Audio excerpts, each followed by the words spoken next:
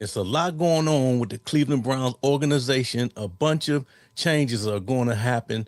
Searching for a new coach. You see, I got John Harbaugh up there. Hopefully the Cleveland Browns get him, but he won a lot. It's a lot of speculation going on that he sent out information that he wants a lot of power with the next organization that he coaches for. But in the middle of all that, now that all the marching orders have been torn up and thrown away, and now that the dust has cleared, Toni Grossi comes out and backtrack. Now, isn't this the guy that was so head over heels for Dillon Gabriel? I guess he was blinded by his tight spirals.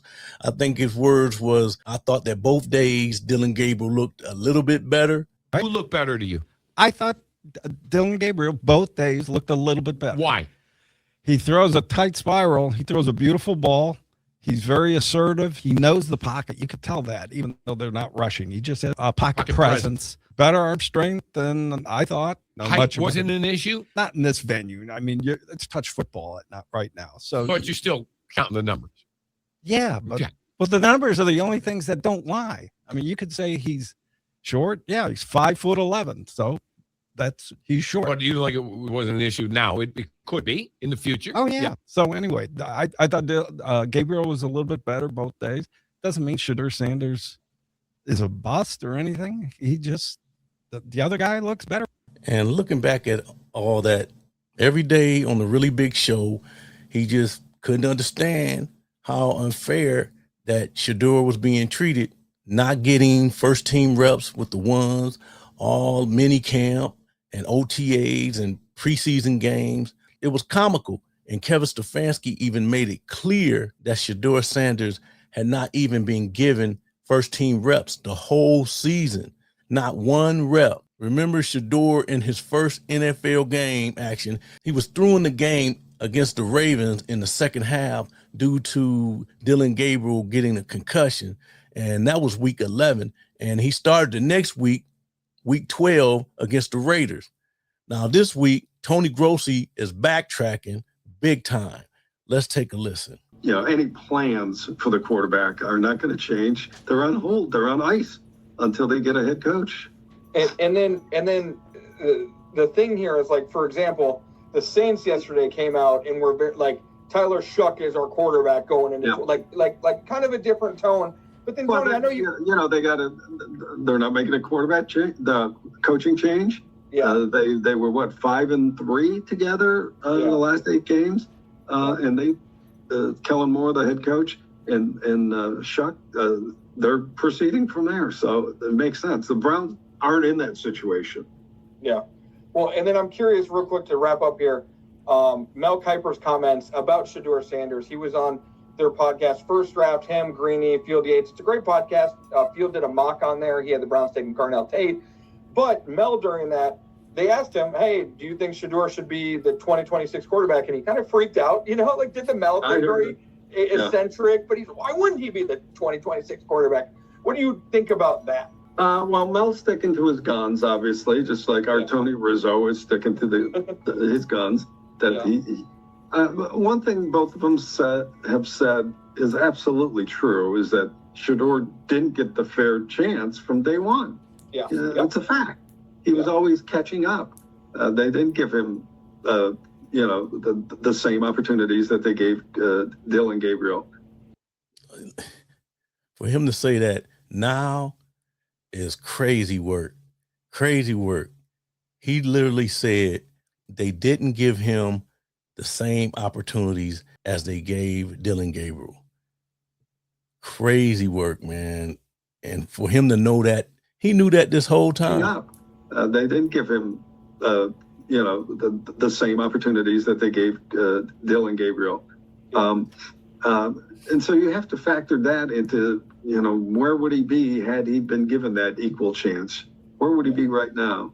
And I understand that. I acknowledge that he's coming, he's the long shot coming to make up ground.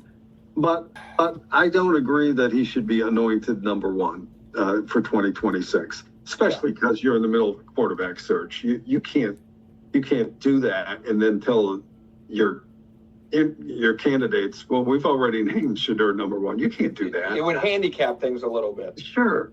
Yeah. And even, I think it's fair to say he's in the competition, and now Okay. they haven't identified all the competitors yet. That's it. I think you could mark it down that he'll be one of them. But Tony, so would Gabriel. There's no way that they're going to do a four-man QB. Andrew had to have learned from the four-man quarterback competition, right? Let's hope so. Let's hope so. You know, the key, of course, will be after they name a coach. What's the first thing? What do they do about the? You know, are they going to draft one? No.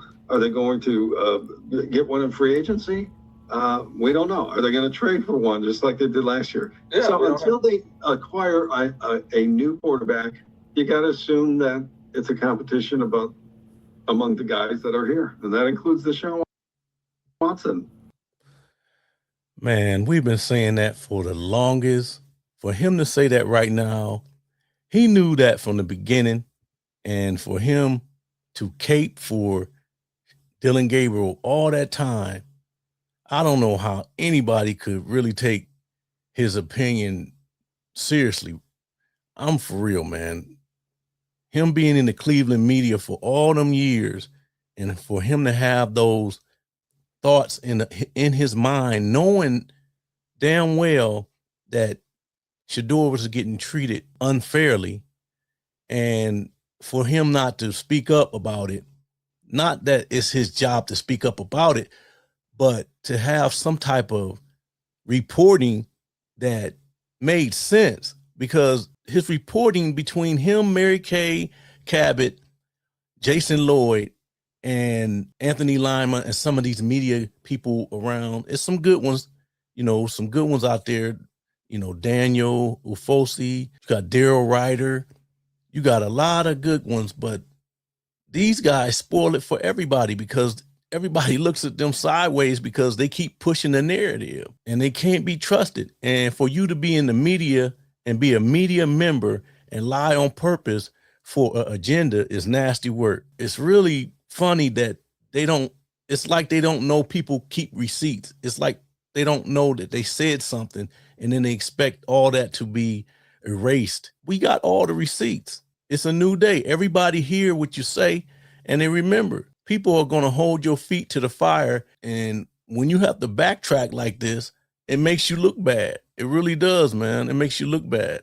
Let me know what you guys think in the comment section. Let me know, do y'all think that Grossi knew this all along and he just was pushing the agenda? Let me know what you think. See you in the next video.